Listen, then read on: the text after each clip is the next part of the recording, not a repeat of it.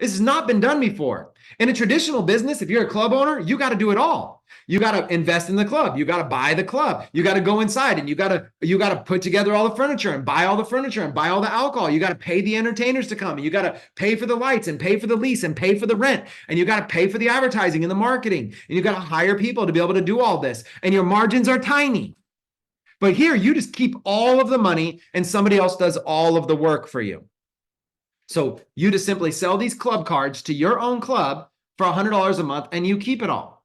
This doesn't exist. But not only that, the content that's taught inside of that club, the entertainment that they get when they're members, it beats every other club available in the nation. So you're selling top tier access. You're like, we could literally sell this for $1,000 a month right now and people would buy it.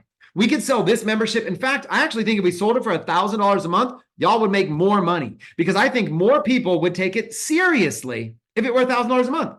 I think hands down, at the end of every single month, if I said, hey, I want to get some feedback from the members. Who thinks that this month was worth at least $1,000?